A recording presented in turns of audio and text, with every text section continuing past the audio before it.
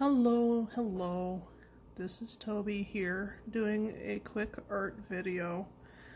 Um, I don't do a lot of process videos because they're very difficult to film because I am using my cell phone attached to a really cruddy tripod that I got on Amazon, and also because my cat likes to help.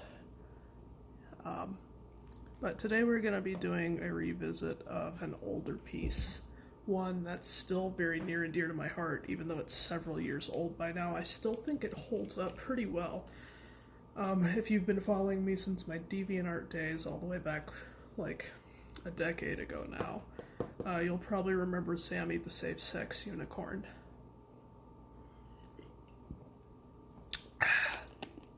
I decided that concept is still good. I'm going to redraw it in a little bit of a different style. You can kind of see what he's gonna look like right now in my little sketchbook, and the rest of that's all top secret shit. So we're just gonna dive right in and get started. So the hardest part for me about any art piece is just deciding how big I want everything and how I want it to sit, where I want it to go. So we're just gonna start blocking out our unicorn, his horn, and approximately where we want him to go. So you want to leave enough room for like their ears and their mane, and maybe you want the mane to be really flowy so you get some cute little flourishes and accoutrements there. We're just gonna make him like a bust kinda. Maybe the snout comes down a little lower than that.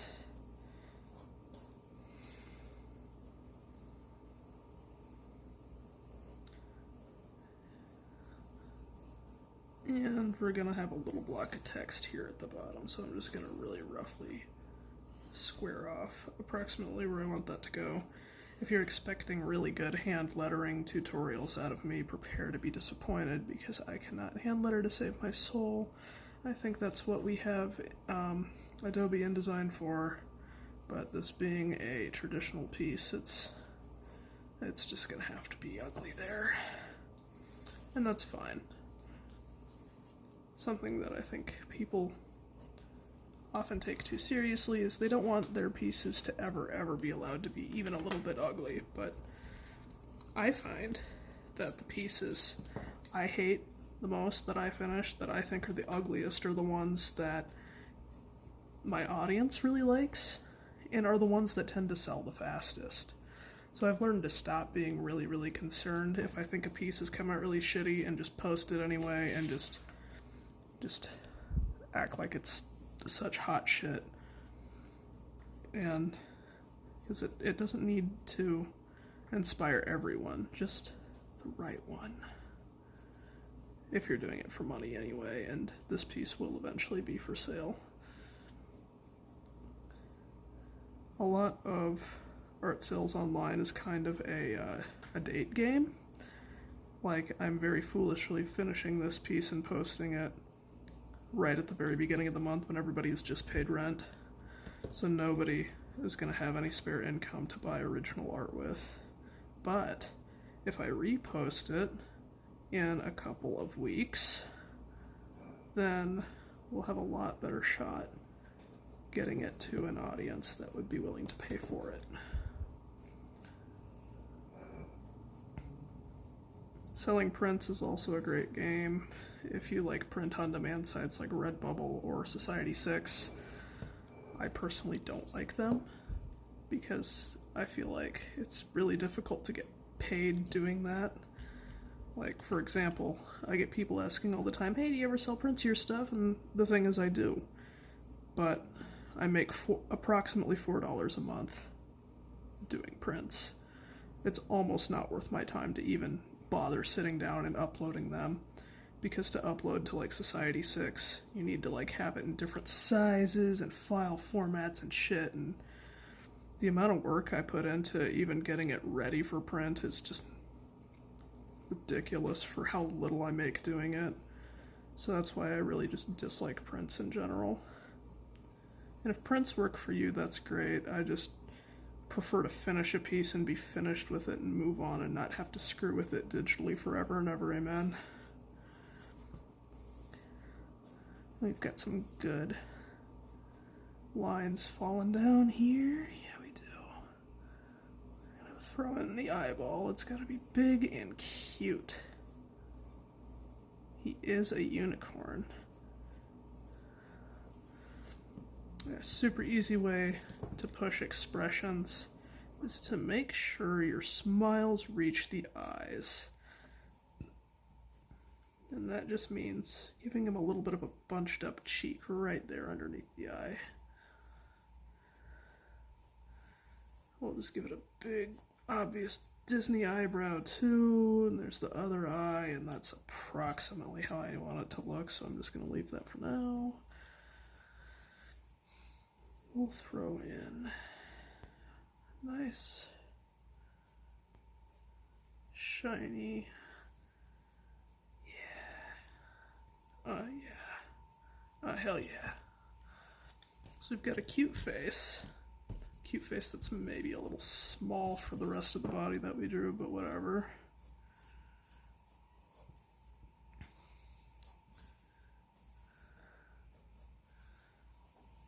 The unicorn horn is actually a surprisingly easy thing to draw. I don't know how many people in the audience today ever have trouble with unicorn horns. The swirly horn looks like super difficult to draw for some people, but there's a trick to it, and I'll show you the trick. First, you draw a long, skinny triangle. It doesn't even really need to be a perfect shape to start out with, because the swirly designs will disguise it, but just draw little S's like, yeah.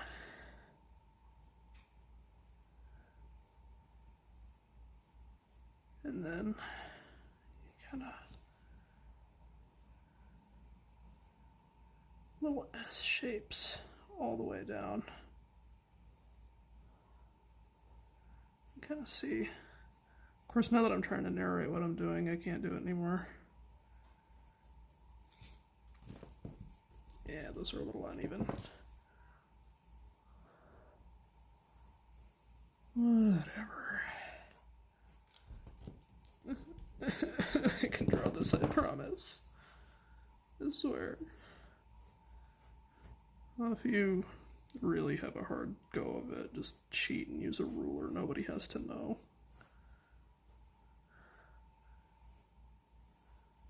We'll make that our dirty little secret. There we go. That's our shit.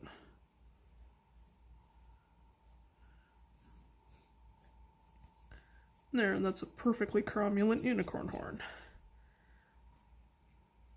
Yeah. Mostly. Those eyes are gonna piss me off, I can already tell. They're pissing me off now. Then where the unicorn horn joins the flesh, I'm gonna just add a little hair whirl, just to kind of make it look a bit more connected. And we'll reblock out where we want our new ears to go, because we fucked up our anatomy already. But we've already kind of committed to this face, so I'm not fixing it. We're just gonna start making little swirly S shapes for the hair. All of this can be fixed, so don't worry about it. It's okay if everything is a little loosey-goosey at this point. It's actually preferable. Art, much like human beings, goes through an awkward, homely phase in middle school where every part of your body is just hideous and you hate it and you hate looking at photos of yourself. But you have to, because they're forever immortalized on your parents' wall. And they refuse to take them down because it's a funny memory, and oh, look how cute you were with braces.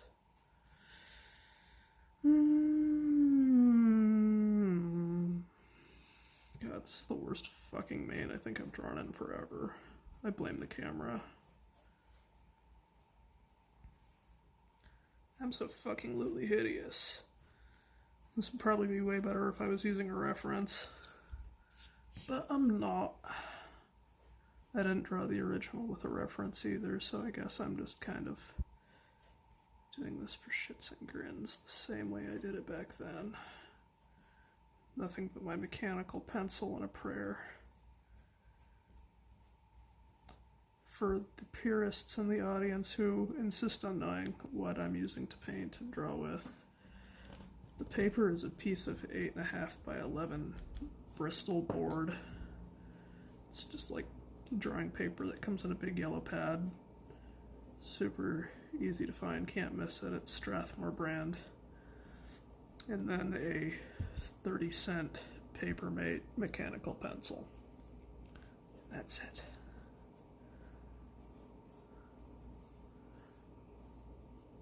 Some art supplies are worth splurging on, but if all you're using your pencils for is sketching out so you can cover it in other things that it's actually going to be finished with, don't even bother. Bristol is a little bit expensive, but it's my favorite paper because it is fairly heavyweight and very smooth. And it can handle wet and dry media, so it's perfect for the kind of bullshit I do, where I just kind of throw whatever I want at it and hope that it sticks. There we go, it's a pretty good unicorn, if I do say so myself. And this video has already run about 12 minutes, so I think we're going to cut it off here, and we'll pick it up tomorrow, and we'll ink it, and we'll start finishing it. So until next time.